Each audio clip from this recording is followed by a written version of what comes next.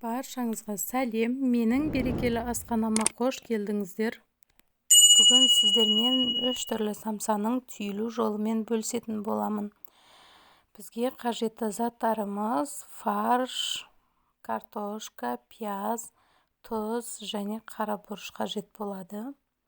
Картошкамызды осылай майдалап төртбұрышлеп турап алатын боламыз. Достар, менің арнама жазылып, қоңырауша белгісін басып кетулеріңізді сұраймын. Алдағы уақытта әртүрлі рецепттермен сіздерге бөлісетін боламын. Сол кезде алғашқы болып сіздер көретін боласыздар. Қажетті заттардың барлығын описание бөліміне жазып қалдыратын боламын. Егерден сұрақтарыңыз болатын болса, комментарияға жазып кетсеңіздер болады, мен жауап жазатын боламын. Пиязымызды да осылай турап алдық. Майдалап турап аламыз.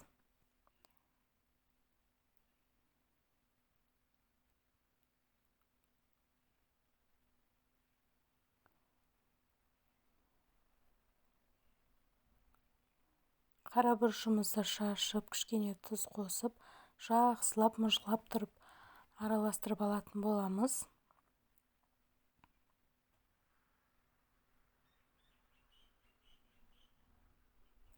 Жақсылап араластырып алдық. Енді тестамызды жайып аламыз.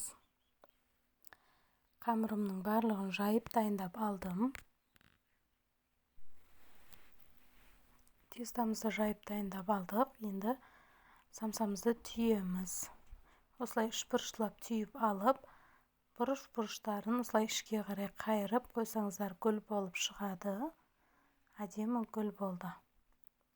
Енді тюльпан самсамызды түйетін боламыз.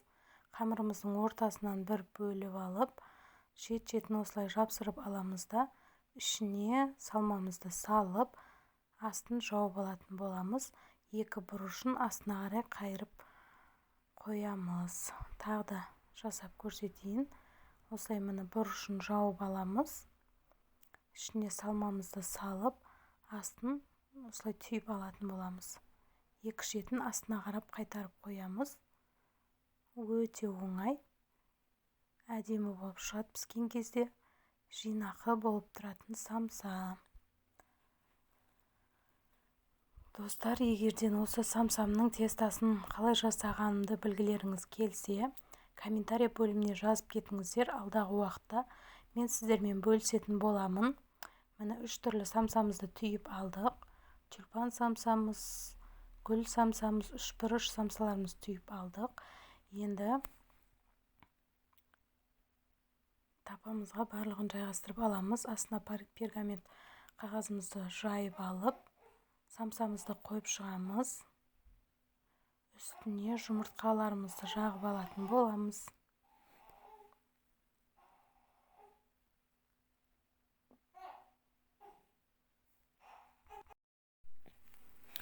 Достар, қажетті заттардың барлығын описание бөліміне жазып қалдыратын боламын.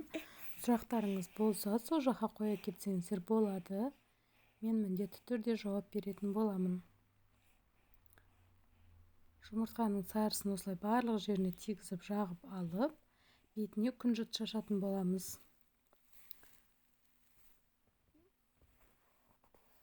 Қызып тұрған пеште 180 градуста пісіріп алатын боламыз.